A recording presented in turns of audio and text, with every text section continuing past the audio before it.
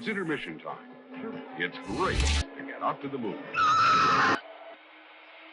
Okay, so Frank, do you want to Yeah, give me and the listeners a little intro of who you are, what you do, your whole shtick? sure. So I'm a substitute teacher by day, indie actor, director by night, basically. I'm from Texas originally, from Arlington, it's right outside of Dallas. I lived in Austin for a long time. I moved to LA. Were you working in the industry while you before LA? Yeah, so I've just been like doing, but indie wise, like Yeah. I've never really done like big TV or like shows, things like that. But it was always just indie stuff since like I was in college and I met some friends and we kept making stuff together. Then we just kept doing it. And you slowly just kind of build traction and get a bigger team. Yeah. Do Yeah. you I guess substitute teaching, you don't get to pick the topic, do you? Well, you can't actually. The best part is like, so you get to pick like what grade levels you want to do. So like I pick elementary. I will not teach middle school. I tried it. Not for So me. It's not for awkward. me. Yeah. Hormones. It's like there's a lot going on like in that middle point, Yeah, it's a horrible time. High school's pretty cool, but elementary, I don't know. There's something about like the energy. You have to think on your feet. Mhm. It's like very improvisatory. It's kind of like acting or even directing where you have to like, how do you have all these different kind of languages with each kid to try to get them to do the same thing? So I love it. I teach like K through fifth. How And fun. it's flexible. Yeah, that is a really convenient job. Yeah. I Oh, love yeah. it. Do you have a film that you would say currently describes your life? Film wise, that's tough. I would say show wise, we just started watching that show, The English Teacher. Oh, yeah, that is on the Yeah, nose. and, already I mean, we just watched the first episode, and my wife and I were laughing because I was having these, like, almost inside jokes with the characters, like, mumbling to myself. She goes, Yeah. "What are you talking about over there?" I'm like, "Oh, I get that. I get the coffee spilling in the console." So that one I really kinda connected to in some ways, and juggling of that. Yeah. Yeah, I yeah. still haven't watched it. It's I'm really even great. behind on movies that are currently in theaters right now, and I feel like Yeah. a horrible podcast host, It so I have a happens. lot to do. Before we get into your movie pick and get more in depth, I want to just get a general sense of your movie taste. Mm. What films do you like to watch in a general sense? Obviously, was privy to a list of movies that you like, so Yeah, I know, but yeah. for the listener. Sure. I mean, it's funny. I actually really I promise I love comedies, but just most of the films on my list just tend to gravitate toward very, like, austere, like, it's like Michael Haneke, I Mhm. love, like, Caché is one of my favorite films. But but I do have a soft spot for, like, Planes, Trains, and Automobiles, like, Mhm. that's a movie that I've watched ever since I was a kid, I never get tired of. We kinda just touched on genre, but what would you say are the go-to genres? I'd say I mean, I like a lot of I mean, for lack of a better word, but, like, art house movies I tend to gravitate toward, Yeah. but I love horror too, like, I love horror films. Like, honestly, the reason I got into filmmaking is because of scary movies, like Mhm. George Romero, John Carpenter, love my dad. My dad and I love movies. We love Yeah. talking about movies. I definitely love movies because my dad as well. That was my Yeah, entry to films. But I will say that older films I didn't start watching until I was older. yeah. Like, Just I think when I was a kid, it was just more like I don't even know what types of films my dad was showing me. It was really just like whatever he was excited about. Like, yeah. I feel like we have a really similar humor, so I watched probably I feel like kind of inappropriate things when I was younger Right, just right, because like right. I think he knew I got it. Yeah, have 2 like minds then. It's funny how that, like, trickles down and, like, your taste Yeah. is from your parent or whoever whatever you see that's around, like, really you're a product of that, I'm you obsessed with know? hyperanalyzing people, and I think about this all the time. I even this is not even film related, but just this week, I was rushing to a dinner, and I was in my car, and I was doing my makeup in my car, and I Mhm. was thinking, "I've become my mother." Like, my mom would always be late to something doing makeup in the car. It's like, I am my I mom. think we all have those moments. Yeah. Tailing off of genres, what about Yeah. filmmakers, favorite Well, filmmakers? like I was talking about Carpenter is real big. Yeah. It's so simple. I remember seeing Halloween on TV when I was a kid, and it was, like a non-letterbox, compressed with commercial breaks. They Mhm. cut out even the minimal violence there is in it, but it scared the hell out of me. Mhm. And I remember what was so effective were those long takes and the negative space. And it was so scary because of what you couldn't see. The whole first half of that movie is what you can't see or Yeah. what's right around the corner is genius to do on a low budget. So it was really inspiring me as a kid when I started making my own horror films. Like, oh, we don't need to have the monster. Just like keep showing the empty Yeah, hallway very and it'll Jaws. be scary. Yeah. Yeah. George Romero was really great because he always had that social commentary with his horror. Mhm. I feel like he was like the king of the elevated horror before it's now become what it is. And It's all his films had these great metaphors in it, and there was a poetry to what he was doing. it's funny, everything you're saying right now, like, not to jump ahead of myself, but I'm Yeah. really noticing you do have a really common thread in what you're drawn to, I feel like. There you go. You're a You're consistent writing the person. report. Yeah. Yeah, yeah, You're very consistent in, like, the style that you like and, like, yeah, with when it comes to, like, social commentary or this, like, slower pacing, like, the more yeah, drawn out, long yeah. shots. Yeah, I'm not afraid of letting things, like, breathe, and even my own work, I mean, it's apparent. It's like I'm a result of my influences. But other directors, I mean, I could go off, like, on a whole list. I mean, there's so many great filmmakers. I would say also, like, as someone like the older filmmakers that got me, it's like I went from being a horror nerd into being, like, in college, I got into, like, Bergman Mhm, and, Antonioni and, like, all these other filmmakers, and I think those films kinda left maybe the biggest impression, mhm. because they had so much tension in them, and they weren't horror films, but I feel like in some ways you could almost write an essay about how, like, there's a horror element Yeah, it's at play hyper because they're realistic. psychodramas Yeah. and, like, they really get into the nitty-gritty of the characters, Mhm. and I think that's also what makes the best horror film. Do you have a film that you're looking forward to seeing that either is in theaters right now you just haven't seen yet or kind of on the horizon? Right now, I mean, man, everybody's talking about, I mean, everything that's on the TIFF slate and, like, all these, like, festivals that are coming out, but I'll tell you one that I've gotta talk about that I just saw Okay. that I missed at Sundance earlier this year was, India Donaldson's film, Good One. I haven't seen it. I was mesmerized pretty much from start to finish with it, and it's a Okay. very Kelly Reichardt, who's one of my favorites as well. I love Kelly Reichardt films. But this film is like the whole time it's just a slice of life, but then there's these little breadcrumbs of tension that like start accumulating, and then something happens. I can't say what, but like there's like little thing happens. It's actually kind of a big thing, and you're like, oh wow, I had no idea we were building toward this. Uh, And it really does pull the rug out from underneath you. Like, in a way that doesn't make you feel cheated or tricked, it's like, it feels very authentic and very real, scary, and, I was just really blown away so by the it's whole almost thing. like a pivot in It's a the huge pivot. okay. It's a Fascinating. 180, yeah. Is it streaming? You know what? So it's in theater. I saw it at the Lamley in NoHo Okay. recently. I think it's still playing some other theaters. Cool. I would love to see it in a But I think theater. it's about to hit streaming, so if you get a chance, like, watch it, but, like, it is like a quiet, like, meditative. Yeah. I'm definitely adding that to my watch list. Yeah, it's great.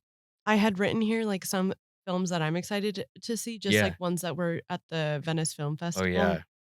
The Substance Oh, yeah, that with looks Demi great. Moore, That looks great. and Margaret Qualley as well. I can't wait. I mean, that trailer had me already Yeah. ready to see it. I mean, I'm a sucker for body horror, Yeah. and, Quayley's, great, and Demi Moore, it's cool to see coming back Yeah, in she's a having way, totally. and it's like and they say in all the reviews, like, she goes, like, ferocious, like, So lets it all sick. out, like, emotionally. Yeah. In regards to coming back, it makes me also think of, is it Pamela Anderson I having a film come out? Yeah, I am like that. I'm also really curious. I just love yeah, all these like women of that age range kind of having a star moment. absolutely. It's so sick. It's exciting, and it's like, my immediate thought is, I can't wait to see The Substance, but I'm already like, "What's she gonna do next?" Yeah, After that, now there's, yeah, like, a whole new trajectory. totally. I never saw, I remember I saw Indecent Proposal, Hmm. pretty young, but, I never saw was a Striptease, was the Yeah, other, like, one yeah, that came out, like, the same year, like, right after, yeah, but I remember everybody always talked about that one too. It's, like, one of her, like, last big '90s yeah. hurrahs. Yeah, I feel like a lot of her career was really not condensed, but in a way, like she had a moment for sure. Yeah, Um, definitely.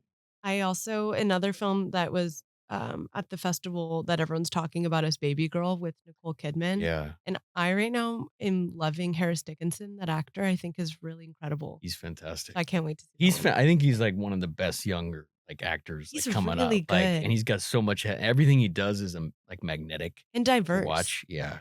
The range is I mean, that's one of the big things I talk about with my wife about, like, actors and, like, for me and as an actor, I always love seeing, like, the most range an actor can show, to Yeah. me is, like, my favorite thing, and she sometimes goes, "Well, yeah, it's not always about, like, the range, like, they can be great at playing just one thing." I'm like, "That's true," but for me, like, I love just seeing an actor surprise me with the next part. So you'd sent us a list of some of your favorite films, so I have a few questions that kind of compare some of the films and Yeah, touch on, like, common themes with them. So, yeah. Both The Thing and Martin explore horror, but in very different ways. Mhm. One is supernatural and the other psychological. What do you find compelling about these two different takes on horror? And do you lean towards Mhm. one type of horror or the other? I kinda love both. Like, the way I look at it is, like, if you can have both, even better, Mhm. or maybe, like, per film, it's, like, depends on what the narrative is. But I would say the thing about both films, I guess, is they're kind of about isolation and loneliness. Mhm. Because with Martin, he's this teenager who already is going through teenage angst, but he feels lonely anyway, and he kind of takes that isolation and then turns it into something really dangerous. Almost like he's trying to find belonging through becoming a vampire. Yeah. Whereas then you could say that, I don't know, the guys in the thing they're all isolated where they are, but at the end of the day, they're all really alone because they can't trust each other. Yeah. Yeah, that Um, that type you of, know, like, horror of not knowing if the guy right next to you is the bad guy or the one you should be afraid of, that's, to me, a fun watch. I love that, like, kind of distrust. Absolutely. I mean, I think that makes for any movie, and I think that's what's great about that theme is like it could be a drama, it could be a spy movie, Yeah. it could be anything, but it just happens to be horror, and it just makes it that much scarier. Yeah. But yeah, I love both of those. You also included 2 Michael Haneke films, but Yeah, I'm pretty sure you're just a fan of his in general. it's true. Uh, Guilty as charged. what about his filmmaking stands out to you? Why him? I think Oh, I forgot I wanted to say the names of the movie, Cache and the Seventh Continent. yeah. And so it's funny because always have a soft spot in my heart for any filmmakers.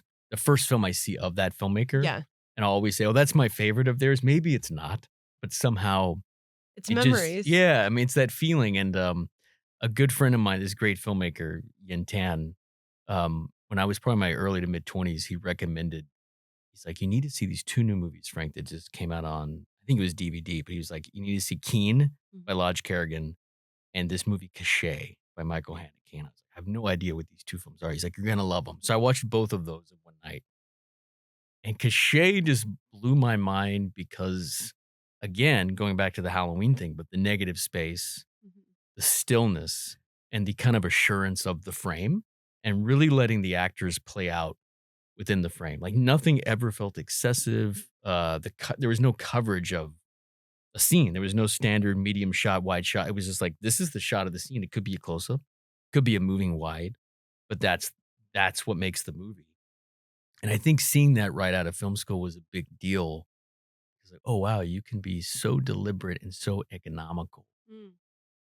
And that really stuck with me in a huge way. And I love those actors in that film. So I think it was really tapping into like my actor love and my director Yeah. love at the same time. But then I saw Seven Continent probably a couple years after that. And I mean, that's Haneke's first film Mhm. that he made. And I think it's almost a perfect movie in what it actually shows because it feels so assured for somebody who was like a theater opera director who's going into filmmaking. Um, and it's so stripped down and so lean. It's almost like an installation Mhm. you'd see like in a gallery or something, Yeah. but it works so well. So I love like how there is a plot that works really well within Cachet, but then there's no plot with Seven Continent. Yeah. But you got the same style, and yet he's able to kind of move back and forth between the plotless and the plotful, you know? I really, really liked that analogy of being an art installation at a museum. That's such a Yeah. great way of positioning it. Yeah, because I mean, it's a really simple, spoiler alert for those of you who haven't seen Seven Continent, but it's a murder suicide movie about a family. So it's just like a clean A to Z Yeah. arc. And it's dour as hell, but like the way it's presented feels so scary and so real. Mhm. There's a scene where they just systematically go through their home and they destroy everything they have because they don't need it anymore. And it feels like it goes on for 20 minutes. It may only be like 5 minutes, but I remember that really stuck with me. I'm like, wow, talk about a commitment to showing the themes of the film and Yeah. these very like fragmented shots. Okay, so films like Magnolia Mm, and A Woman Under the Influence yeah, are centered on emotional intensity and human breakdowns.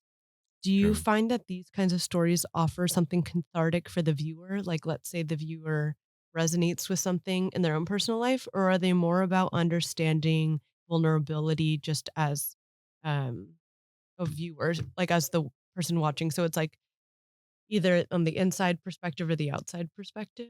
That's a great question. I think both. I Mhm. think you have both because I think it's a two-way mirror. I really think that you're able to I think you're looking in on yourself as you're looking in at somebody else. And I think all hopefully great movies do that to where you're watching a narrative and maybe it's imperceptible at first, but then you start to realize you're like, "Oh wow, like that's me." Mhm. I think those two films to me they're operas. I think in a lot of ways. I mean, I really think like it's high emotion. The way it's played out is very big. Like it's capital B big. Yeah. And yet it feels so earnest Mhm. and not only what the actors are doing, but like how it's written. Um, and they're all trying to be heard and to be listened to and to be given a second chance in Magnolia and in Woman of the Influence. Yeah. Like, and I think that's like a nice connection between the two. Magnolia was I had a crazy story about Let- my connection to Let's Magnolia, hear it. but it's and it's kind of surreal, but it ties into my dad actually. But so when that movie came out, I was I guess I was a freshman or sophomore in high school. Okay. And then my grandfather, my dad's dad, was dying in the hospital. And I love my grandpa a lot. Um, he has an uncanny resemblance to Jason Robards. Okay. So my dad is one of three kids. He's the youngest. He's pretty close with his older brother, but the oldest brother, Chris, disappeared when my dad was like, I think in grade school. Oh He got wow. into a big fight with their dad and he stormed out and he was like, fuck you, I'm out of here. And my dad hadn't seen him in decades and decades and decades. Wow. Right. So as I'm seeing Magnolia for the first time, um, my dad is trying desperately to get a hold of his oldest brother to tell him to come home, much like Philip Seymour Yeah, no, Hoffman calling Tom exactly. Cruise. And so he's trying to get a hold of him. He can't get a hold of him. And out of the blue, and my dad is not a woo-woo guy. He's a very like practical, like salt of the earth. He had a dream of a motel sign outside of Dallas Fort Worth, like in another city, and of a number on a door. And he had this dream and he looked up this motel in Texas on a whim, on his own, didn't tell my mother. He knocked on the door and it was his older brother, Chris. Insane. And That's a movie. he doesn't talk about he probably hates that I would be doing this now and telling it, but he went there and he said, "Chris, it's Rick, it's your brother." He goes, "No, you're not." He goes, "My brother's this tall." He goes, "No, Chris, like it's me." He goes, "Our dad is dying. Will you please come back?" And he didn't want to come back. So I saw Magnolia at the exact same time, and the movie ending is that Philip Seymour Hoffman's able to get the son, prodigal son, to return, to have a moment of repentance, and he has this big moment, and that didn't happen. And my grandfather passed away wondering where his other son was. And in his kind of dementia, Alzheimer's state, he even, I think, at one point thought that my dad was, Mm. my Uncle Chris. But weirdly, what came out of that experience was as soon as he passed away, Chris kind of came back into the family. Oh So wow. they kind of ships in the Reconnected. night. Yeah. But, But but but so your dad and his brother got to reconnect. they did. So, like, that did come out of it, Yeah. but it was weird that I was seeing Yeah, the Magnolia for the parallels are first nutty. time, and it just was, it was a scary thing because I was like, "That's my grandfather. He looks like Jason Robards," and we didn't get that ending right away, but we did get Chris in the long run. Did your dad see Magnolia? He did. Yeah. Did it bum him out? We didn't really talk about it. In fact, I bet all he this right now, this correlation, I never talked with him about it, but I it's bet he got, especially as a film lover, I feel like all film lovers are in tune with analyzing the film that they're watching yeah. and putting themselves in the shoes of the character like we were just saying. So I bet he had that same correlation. I think so. I hope so. I'm Yeah. sure he did, but yeah, for that reason, that movie just holds a Yeah. it's a really special place in my It's such a good movie. heart. That was a great story. Yeah. Thanks. You kind of touched on this earlier about lighthearted comedic movies and how there was kind of few and far between on the list you sent us. So Yeah. Back to the Future, Planes, Yeah. Trains, and Yeah. Automobiles were some standouts for like lighter comedic films. What role do these more lighthearted films play in your overall taste? I mean, I gotta say, I think my favorite comedy is when comedy comes out of drama, Hmm. or it's like dramedies, Yeah, I guess. But films that are just all out comedies, I guess not for you. I like them, but I don't naturally gravitate toward them. Like, I'll Yeah, go see them, but my instinct is always like to laugh. Like, I think Succession is a harrowing show, but it's also funny as hell. yeah, it's And I funny. think that's like a nice line of what I'm kind of into. And you're laughing both at and with the Yeah. characters in a way. Um, I would say though, I think with films like um, the films of Billy Wilder Hmm. that I had on the list Yeah, as yeah. well, there's like a whimsy involved, but it's almost like they're not afraid to still show like how down and dirty it Hmm. can get. Like The Apartment is an incredibly dark movie, and yet there's still this little light at the end of the tunnel. Hmm. And I feel that way about a lot of like older rom coms, the Clark Gable, or His Girl Friday, like all these kind of older films. I love those kind of rom com, fast dialogue. There's a lot of sexual tension. Nothing's ever explicit because you can just feel it simmering between the characters, which I Hmm. really love.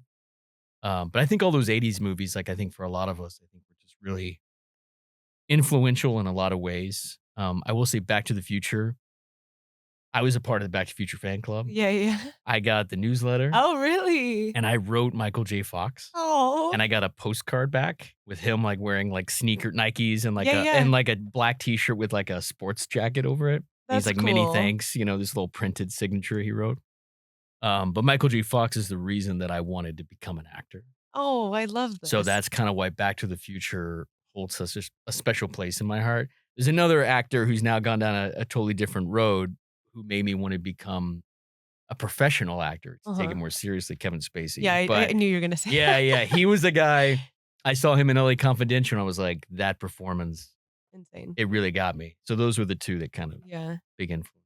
There's a cool video on YouTube, I think it's a Nike video, but talking about the shoes for Oh, that yeah. movie, and Oh, it was yeah. so cool. Just, they tried to make a practical shoe after the fact with, like, the The silk effects. with the laces, how they Yeah. lace up. Oh, Yeah, yeah. it was cool.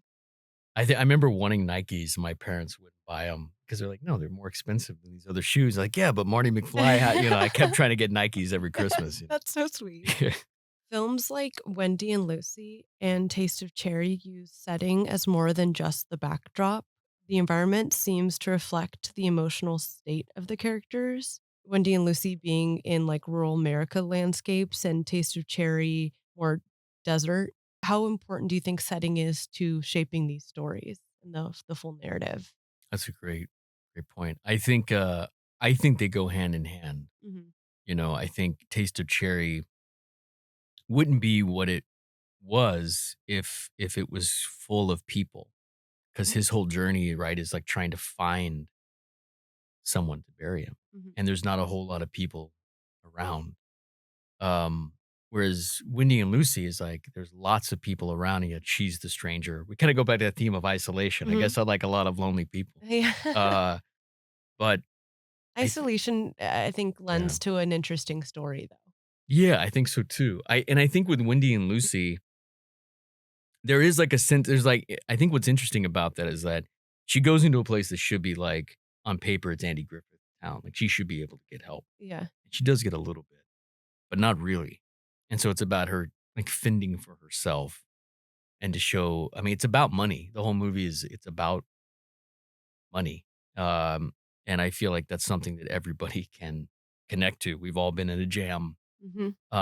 But as she's trying to find a way to survive, we have Taste of Cherry, who's this guy who's trying to die Hmm. along the way. And um, yeah, and not to get too dour again, but I actually saw Taste of Cherry for the first time when my mom was sick in the hospital, Mm. and she's okay, but she had these like really severe brain surgeries. And so I saw that movie, I was like going through Criterion DVDs and I saw that movie just the right time. And again, it's a movie that I say is my favorite Kiarostami. But I think it's because of me seeing it when I did. Yeah. And it was just a really reflective movie to watch as this real life. potentially imminent death of a parent is happening on the side. Um, Also, I should note that your question about environment hit hard because I was in a workshop with Kiarostami 2016 in Cuba, Whoa.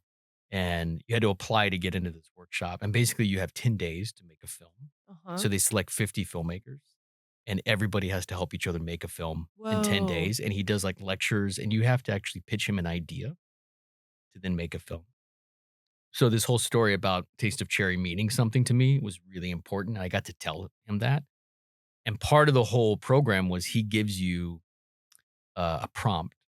You come back with the pitch. Um, and then if he likes it, he approves it, then you get to go off and make the movie. Well, I was trying to be a smart ass like a lot of us were. And I showed up already with an idea in the back of my head. I'm like, I'm shooting in Cuba. I'm going to go into Havana. I'm going to do all this stuff.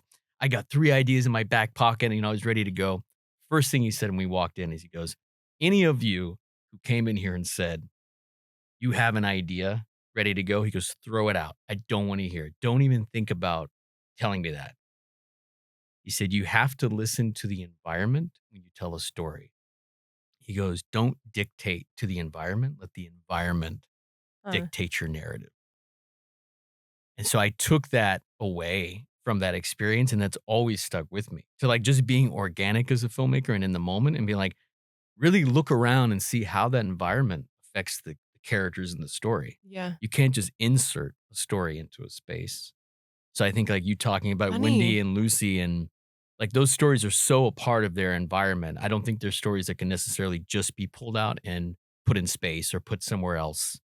Like there's so many stories people talk about, like, oh, if you can take it out, you can put it anywhere. You can put it in the old West or whatever. Yeah, you could. But I think those two movies in particular are very site specific, It makes me you think of know? also The Florida Project is a movie, Absolutely. like, Yeah. Like very of a space and a yeah, time. Yeah, very absolutely. conducive to the environment it's in. Yeah, That's cool. exactly. That's Yeah. real that program sounds insane. One of the best times of my life. It was like hands down, like life changing, So so grateful sick. for that experience. We have a little segment titled Films Today Compared to Films Back Then. Mm. What do you miss most about films from when you were growing up? I think it's tricky because we'll go back and we watch these movies from the 80s and we hope that they hold up. Mhm, And there's been a few. So like when I was a kid, I loved the Monster Squad. mhm. And I went back and I was like, wow, this movie is like homophobic Mm, beyond belief. Like it doesn't age well in that, regard. And yet like watching it, I was like, oh wow, it's still a really brisk runtime. Like the story is told effectively. But you go back and you see certain movies that you thought were great and they're not. mhm. But then there's other films that I feel like they hold up in a way like A Christmas Story or some of these classics that everybody loves. I think um it's not so much the movies that changed. I think for me, my first gut answer would be it's like I miss the feeling of discovery Mm. that I had just being that age. I'm sure there's kids watching movies nowadays who are having that same feeling of discovery with new movies that I might even think maybe this is trash. But like to them, it means something to them and it could inspire them to want to make a movie and they only know what they have in front of them. So I think for me, what I miss is like seeing something through fresh eyes and not having been a filmmaker and watching films for decades and decades. Mhm. I think that's the thing that I miss. I can't just go in and see something new. Like everything I see feels kind of redundant Like a now. variation of something else? Yeah, everything feels redundant to me. I had this conversation with my best friends the other day, and I was like, it's weird. It's like I'm so much harder on movies than I used to be. Mhm. And I don't know whether I'm becoming like a cranky old man or it's like I had my taste from a certain time or whatever that might be. Um, but I do think there was like, I will say in terms of like even superhero movies or things like that, I do think we've always had IP, ever since Star Wars or like, Star Wars got going, kind of created this thing in the 70s and 80s. But I do think just it felt like there was more original content, Mhm, maybe. And even that word content has a bad taste for some, but there mhm, were original stories like coming out. mhm. And now, you talk about friends who are in pitch meetings, and every meeting they say, so we have this IP. How can you do a new spin on this? Or how can you do a sequel or a remake to a thing instead of just having like a new story? Yeah. It's a little less, magical. Yeah, but again, I know they are being made and those films are coming out. Has streaming affected the quality of films being made? I think so. I think because I think because of the streamers, they sometimes package even films, not just shows, but films into like a patch of how it can fit a brand for Netflix or for Hulu or whatever it might be. And even when we watch docs, like, it's like, oh, it's got that Netflix crime doc Totally. sheen to it, right? And I'm not saying there's anything wrong with that. I watch those docs and Yeah, there's like great, but I will say some could argue and say, well, what's the difference between saying there's Warner Brothers and Paramount in the 60s and they all have their brand or films they were trying to make? But I think there were decades in cinema where the powers that be were more excited about new voices. mhm, And I do think there's a lot of new voices that are out. I mean, they're out there all the time. And thankfully, some of them are getting platforms. But I also think they're now kind of being funneled through these streaming platforms. yeah. They're not all just festival films that are then getting picked up and really interesting. It's like they're kind of being made. You're pitching to get into this thing. Okay, now I kind of want to flip over to your movie pick. Okay. So for today, you picked The Passenger that came out in 1975. So David Locke, played by Jack Nicholson, is a journalist disillusioned with life, assumes the identity of a dead arms dealer while on assignment in North Africa. As he travels across Europe with a mysterious woman, Locke becomes entangled in dangerous dealings while confronting existential questions about identity and escape. Where does this film rank amongst Antonioni's his last name is so funny to Yeah, it me. is. It's Yeah, it is. it just feels like Yeah. There's anyways. so many N's. I can never spell it. I'm always like, did I put an extra N in there or Antonioni. not? Yeah. Where does this film rank amongst his filmography for you?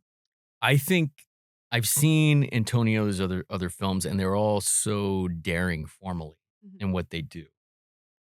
Um, but I think being a lover of some of those, US, New York, actors that were coming out of the time, the Hoffmans, the Pacinos, and the Nicholsons, mhm, it's kind of combining, I think, my love of those actors and of the stateside acting quality, mhm. but trying to like somehow fit that into the box of Antonioni.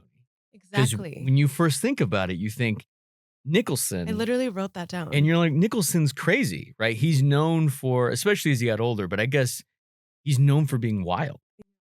And yet I think his performance in that film is his best performance or one of the top few for me, I'm trying for to like sure. find I Yeah, essentially wrote that down. It's like a pairing of the minds and it's kind of I bet it was at the time when it came out, I bet it was a bit interesting to see him do this kind of more subdued role absolutely. because he's coming off of I have here Easy Rider, Five Easy Pieces, Chinatown.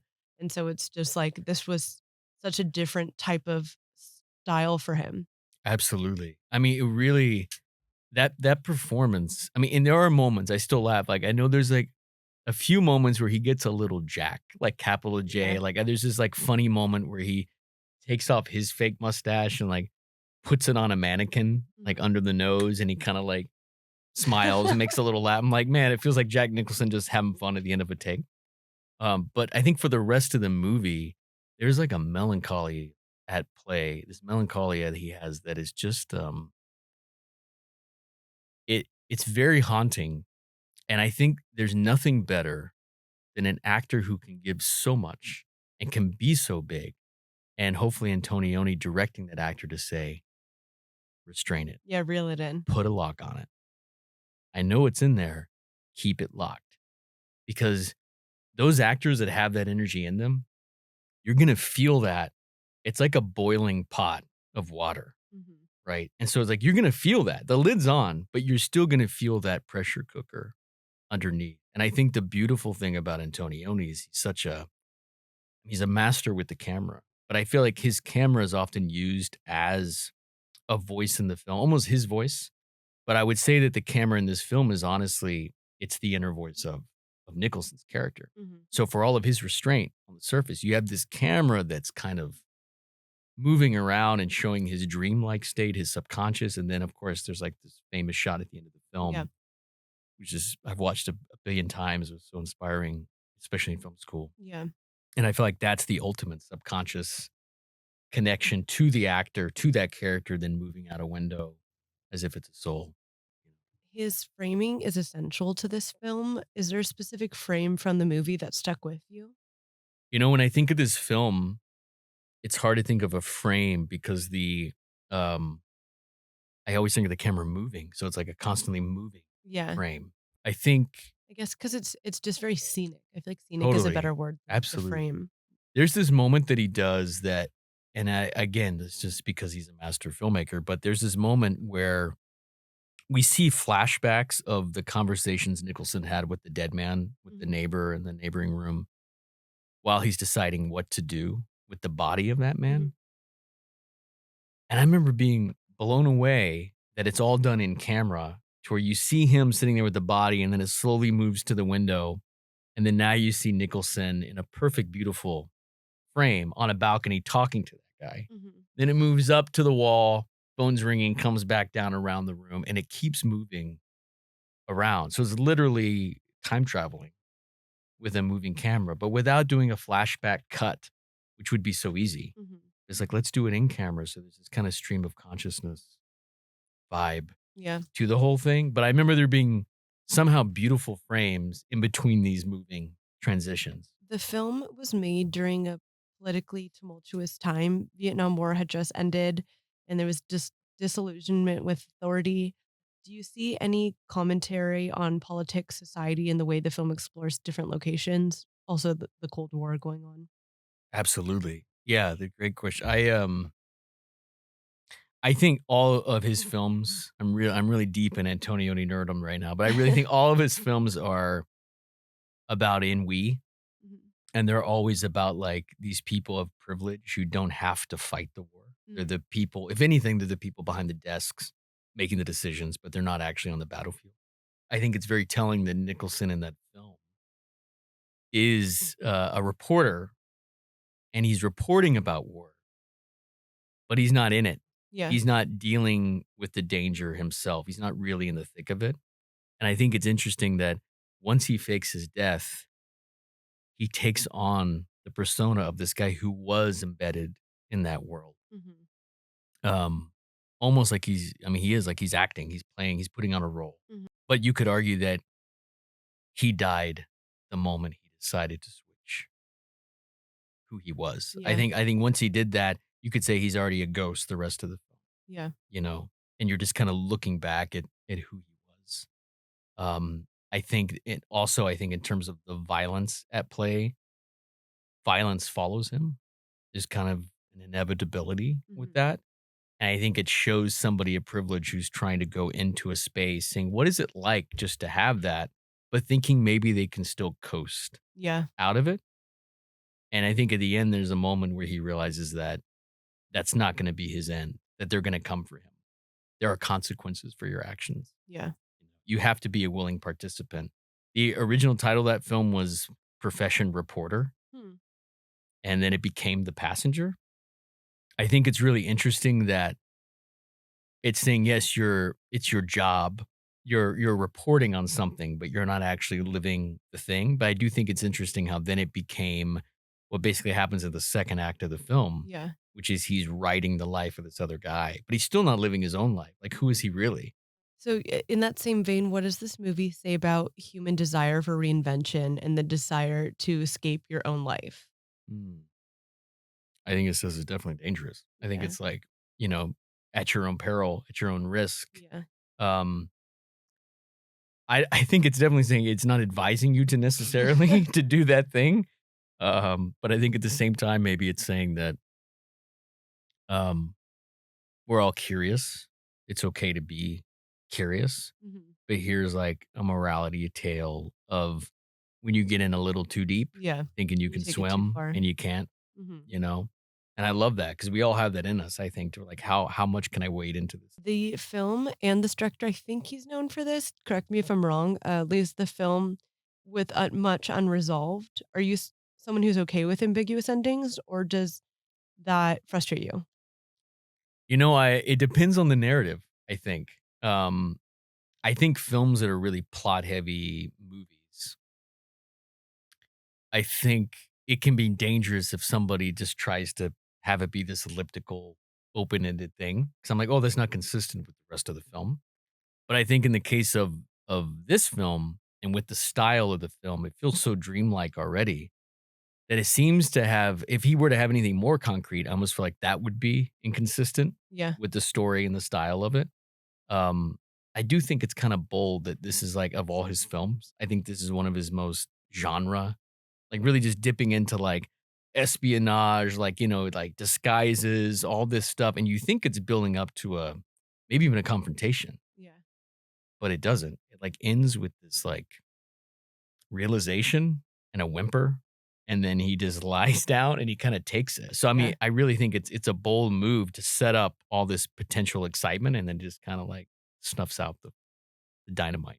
Everyone always talks about like the long take, and I think being on this podcast, film lovers and people that work in the industry are really fascinated and love talking about a long take.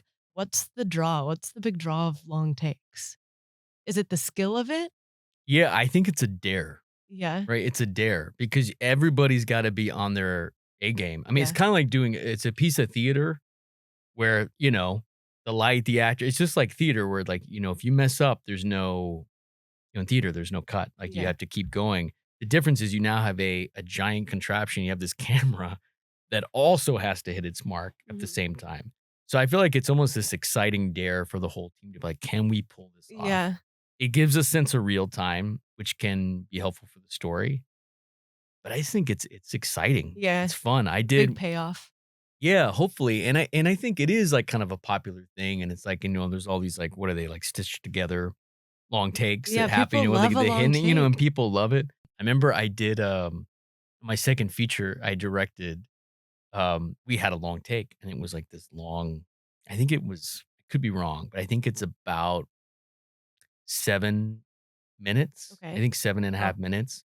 But it starts on like a jib and then it moves down. It's on a dolly. It moves forward. And then it spins around the room, goes back between the two actors, and ends on a close up. Wow. And I was like, there's no way this is going to work. So I wanted to do it because I knew it couldn't work. But that day is probably one of my fondest memories of movie making because we actually finally, Oh, that's and we awesome. had it. And we're like, that's the take. We did it like 10 times, but that was the whole day, Hmm. you know? So I do think it kind of like you get riled up and like you want to succeed, like you want to nail it, and if one thing gets off, it's like, oh, fuck, we got to start all the way back at the beginning. We can't just start in the middle. Okay. To finish off the section for this movie specifically, who do you think this movie is for? What type of viewer? Yeah, I would say people who like slow cinema, people who like 70s performances, um, and people who like seeing, I think, movies that dip into genre but aren't entirely genre, which I think is its own genre in a Yeah. way. Yeah. Like they can't fully commit. Okay, we're gonna do a director and their best film rapid fire. Oh wow, Okay, first we have Paul Thomas Anderson, There Will Be Blood, Sofia Coppola, Virgin Suicides, John Cassavetes, Woman of the Influence. David Lynch, I'll say Blue Velvet, Lynn Ramsey. Morvan Caller. Oh, I love Mormon Yeah, Cat. It's been brought yeah. up a bit on this I think podcast. I heard that recently. Yeah, Yeah, yeah. I mean, Ratcatcher is great, but I think Morvan Caller's. Abbas Kiarostami, I think I would say Close Up, Mike Lee, Seekers and Lies, Michael Haneke, Cachet, Akira Kurosawa, High and Low, John Carpenter, The Thing, Francis Ford Coppola, The Conversation, and finally Agnes Varda. Cleo. Sweet. Yeah. You were pretty Yeah. quick. Oh, thanks. That was I'm really trying. impressive. Yeah. See, I always say, like, Yeah. if it was me, my hands would start sweating and I would forget every movie I've ever watched. Oh, I'm definitely sweating. Yeah. I'm just like trying to think of like what their best is versus my favorite sometimes too. Sometimes we'll Tough. have a podcast guest come on and they start asking me questions, and I'm like, whoa, whoa, whoa, I'm not prepared. Yeah. Don't ask me anything. I had a lot of fun talking to you about movies. I want to say that Same. you're very eloquent in the way that you speak about the movies that you like. It was Oh, very nice thanks. to I listen to your appreciate it. stories, and that was fun. As we get to the end of this episode, for the listener and for myself, can you touch a bit on projects that you've worked on in the past, currently working on, to plug a bit of what you do? Sure. Yeah. Thanks. So I have there's a film that I acted in a few years ago that just hit streamers fairly recently called Quantum Cowboys. And it's a live action and rotoscoped animated time travel Western. Whoa. It's insane. It's like Scanner Darkly, that Okay. kind of style, or Waking Life. But it's got Lily Gladstone, Kiowa Gordon. It's got a great cast, Alex Cox, but David Arquette and I play the two bad guys in it. Very cool. And we shot it mostly green screen, but it was a blast to make. And it's kind of, I don't know how Jeff Marsley got away with making this movie, but it's really experimental, but still got the genre trappings. So I love that kind of hybrid like that. So that's on streaming. And then there's two films that I'm in that are currently on the festival circuit right now. One is a film called Love and Work by Pete Oz, who's an incredible Swiss Army knife of a filmmaker. This guy shoots, directs, writes, edits, sound designs, does it all. Wow. And this film I did with him was in Corsicana, Texas. It's black and white. He calls it a utopian / dystopian comedy about a world where it's illegal to have a job. I wish. So it's a lot of fun. It's got Twilight Zone edges. And then the other film was just at Tribeca, and it's by my friend Fernando Andres, and he's a Austin filmmaker. And it's a movie called Rent Free. It's about these two buddies who decide they're going to move to New York, but to save money to do that, they're going to couch surf for an entire year. So the whole movie is structured around That's fun. all the people whose couches they stay on, or who they get kicked out from, or who they want to run from. So I play one of the many people that they have a kind of encounter with on their journey. I really like So that premise. it's really special. I love the film. It turned out great. So it's still Awesome. playing fest too. Very cool. Yeah. Do you have a film you want to leave us with for the listener if they have to watch one movie in their lifetime? It should be this movie. This is the question. This is the hardest question of all of it. You have one movie for your lifetime. But it doesn't need to be the best movie ever, just kind of like, it's one of the ones you like. I'm really hoping a lot of people will watch it. You know, That's a great. little more casual. Yeah. You know what? I'm gonna say one, since this has been a theme through the night of talking about my dad, and of a dad who raised me on silent movies. If you get a chance, see Laurel and Hardy's The Music Box. I think it won an Academy Award for short film when it came out, but it is one of the funniest movies still I think I've ever seen. And the setup is simply Laurel and Hardy trying to move a grand piano up like 10 flights of stairs to a house. I think I've actually seen this. It's amazing. It's incredible. But yeah, that was one my dad showed me as a kid, and I still think it holds up. Amazing. Yeah. Well, thank you for being on the show. I had a great time. I hope you did too. Had a blast. It was great. Thank you for having me. Of course. Yeah. And now it's time to get lost. Good evening. If you enjoyed this episode, be sure to leave us 5 stars on Spotify, Apple, or wherever you get your podcasts. To stay in touch, follow our Instagram page at It's Intermission Time and share with your friends. As always, Intermission is produced by Jazeel Chu and Olivia Dean, and of course, hosted by yours truly, Megan Braun. This episode is brought to you by The Synagogue.